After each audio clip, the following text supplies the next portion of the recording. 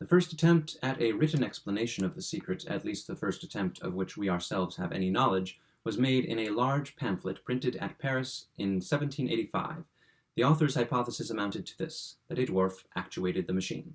This dwarf he supposed to conceal himself during the opening of the box by thrusting his legs into two hollow cylinders which were represented to be, but which are not, among the machinery in the cupboard number 1, while his body was out of the box entirely and covered by the drapery of the Turk. When the doors were shut, the dwarf was enabled to bring his body within the box, the noise produced by some portion of the machinery allowing him to do so unheard, and also to close the door by which he entered the interior of the automaton being then exhibited, and no person discovered, the spectators, says the author of this pamphlet, are satisfied that no one is within any portion of the machine. The whole hypothesis was too obviously absurd to require comment or refutation, and accordingly we find that it attracted very little attention. In 1789 a book was published at Dresden by M.I.F. Freiherr, in which another endeavor was made to unravel the mystery. Mr. Freiherr's book was a pretty large one and copiously illustrated by colored engravings. His supposition was that a well-taught boy, very thin and tall of his age, sufficiently so that he could be concealed in a drawer almost immediately under the chessboard, played the game of chess and effected at all the evolutions of the automaton. This idea, although even more silly than that of the Parisian author, met with a better reception and was in some measure believed to be the true solution of the wonder, until the inventor put an end to the discussion by suffering a close examination of the top of the box. These bizarre attempts at explanation were followed by others equally bizarre. Of late years, however, an anonymous writer, by a course of reasoning exceedingly unphilosophical, has contrived to blunder upon a plausible solution, although we cannot consider it altogether the true one. His essay was first published in a Baltimore weekly paper, was illustrated by Cutts, and was entitled An Attempt to Analyze the Automaton Chess Player of M. Maelzel. This essay we suppose to have been the original of the pamphlet to which Sir David Brewster alludes in his Letters on Natural Magic, and which he has no hesitation in declaring a thorough and satisfactory explanation. The results of the analysis are undoubtedly in the main just, but we can only account for Brewster's pronouncing the essay a thorough and satisfactory explanation by supposing him to have bestowed upon it a very cursory and inattentive perusal. In the compendium of the essay made use of in the Letters on Natural Magic, it is quite impossible to arrive at any distinct conclusion in regard to the adequacy or inadequacy of the analysis, on account of the gross misarrangement and deficiency of the letters of reference employed. The same fault is to be found in the attempt, quote-unquote, etc., as we originally saw it.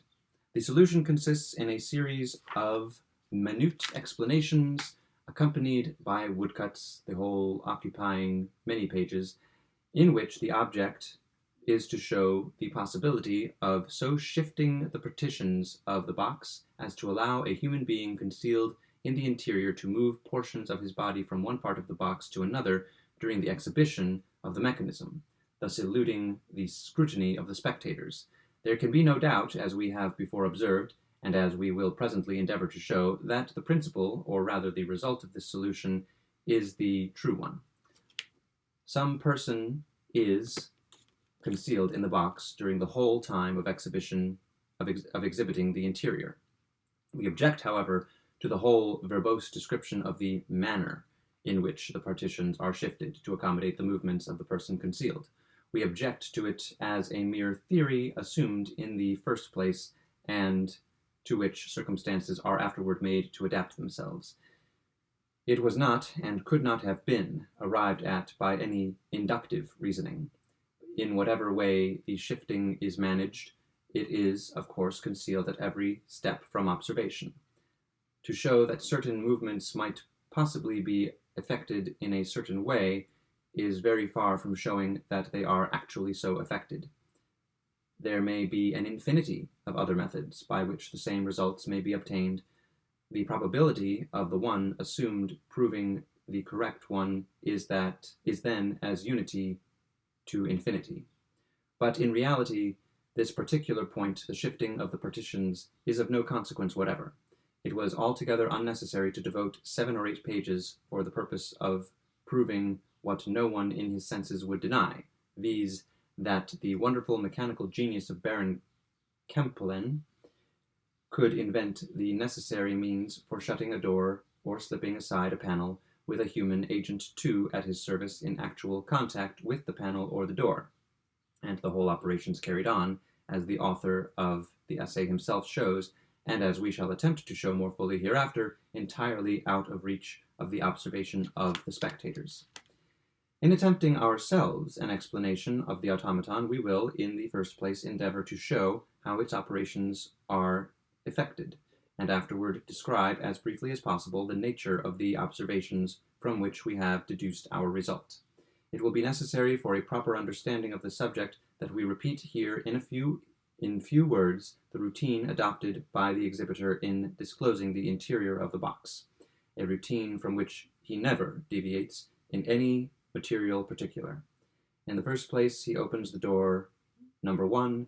Leaving this open, he goes round to the rear of the box and opens a door precisely at the back of door number 1. To this back door he holds a lighted candle. He then closes the back door, locks it, and, coming round to the front, opens the drawer to its full extent. This done, he opens the doors number 2 and 3, the folding doors, and displays the interior of the main compartment, leaving open the main compartment, the drawer, and the front door of cupboard number 1. He now goes to the rear again and throws open the back door of the main compartment. In shutting up the box, no particular order is observed, except that the folding doors are always closed before the drawer.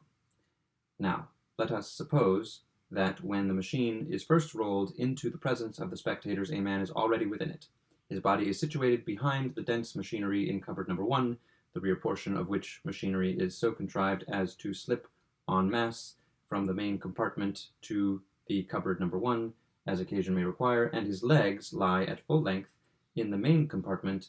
When Maelzel opens the door number 1, the man within is not in any danger of discovery, for the keenest eye cannot penetrate more than about 2 inches into the darkness within. But the case is otherwise when the back door of the cupboard number 1 is opened. A bright light then pervades the cupboard, and the body of the man would be discovered if it were there. But it is not. The putting the key in the lock of the back door was a signal, on hearing which the person concealed brought his body forward to an angle as acute as possible, throwing it altogether, or nearly so, into the main compartment. This, however, is a painful position, and cannot be long maintained. Accordingly, we find that Maelzel closes the back door.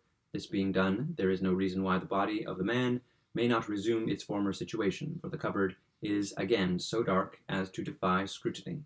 The drawer is now opened, and the legs of the person within drop down behind it in the space it formerly occupied. There is consequently now no longer any part of the man in the main compartment, his body being behind the machinery in cupboard number 1, and his legs in the space occupied by the drawer. The exhibitor, therefore, find himself at liberty to display the main compartment. This he does, opening both its back and front doors, and no person is discovered. The spectators are now satisfied that the whole of the box is exposed to view, and exposed to all portions of it at one and the same time. But of course this is not the case. They neither see the space behind the drawer nor the interior of cupboard number 1, the front door of which latter the exhibitor usually shuts in shutting its back door.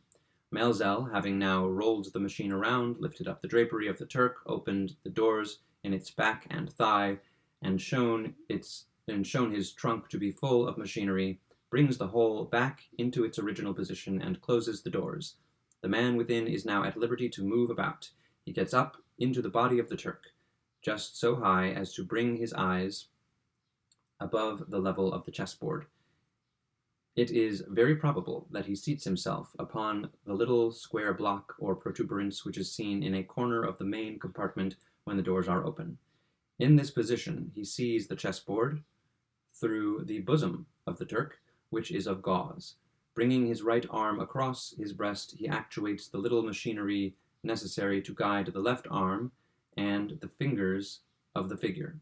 The machinery is situated just beneath the left shoulder of the Turk, and is consequently easily reached by the right hand of the man concealed, if we suppose his right arm brought across the breast. The motion of the head and eyes and of the right arm of the figure, as well as the sound echec, are produced by other mechanisms in the interior and actuated at will by the man within. The whole of this mechanism is most probably contained within the little cupboard of about 6 inches in breadth, partitioned off at the spectator's right, of the main compartment.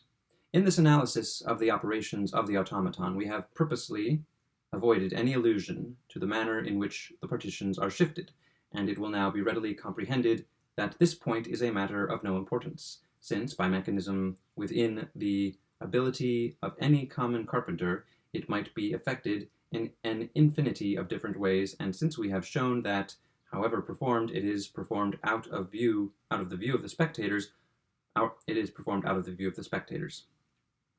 Our result is founded upon the following observations taken during frequent visits to the exhibition of Maelzel. 1.